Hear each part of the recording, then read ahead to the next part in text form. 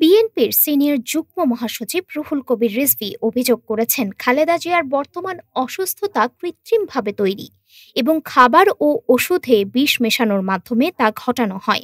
২৭ November Dhaka press ক্লাবে ৯০-এর ছাত্র গণ অভ্যুত্থানের শহীদ ডাক্তার মিলনের ৩৫তম শাহাদাত বার্ষিকী উপলক্ষে আয়োজিত সভায় তিনি এ দাবি করেন। রিজভী বলেন, মত প্রকাশের স্বাধীনতা না থাকার অভিযোগ তুলছে জাতীয় পার্টি, অথচ অতীতে তারা শেখ হাসিনার সরকারের সহযোগী ছিল। তার মতে, এরশাদ ও হাসিনা একই রাজনৈতিক চরিত্র বহন করেছেন এবং গণতন্ত্র ক্ষতিগ্রস্ত করেছেন। প্লট বরাদ্দ মামলায় শেখ হাসিনার ২১ বছরের সাজা প্রসঙ্গে তিনি দাবি করেন, বর্তমানে আদালতে কোনো রাজনৈতিক হস্তক্ষেপ নেই এবং হাসিনার বিচার তারই প্রতিষ্ঠিত ট্রাইব্যুনালে হচ্ছে। তিনি বলেন, রাষ্ট্রীয় গুম খুন এখন বন্ধ, কোর্টকে প্রভাবিত করার ঘটনা নেই।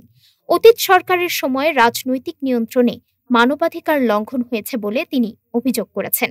রিজভী হাসিনোমিক্স উল্লেখ করে বলেন, ঋণ খেলাপি সংস্কৃতি, ব্যাংক লুটপাট, কর্মসংস্থানের সংকট ও দারিদ্র্য বৃদ্ধি দেশের অর্থনীতিকে ক্ষতিগ্রস্ত করেছে। অন্তর্বর্তীকালীন সরকারকে তিনি দুর্নীতি দমন, অর্থনৈতিক শৃঙ্খলা প্রতিষ্ঠা ও গণতন্ত্র পুনরুদ্ধারে কঠোর পদক্ষেপ নেওয়ার আহ্বান জানান। ডেস্ক রিপোর্ট, আজ বার্তা।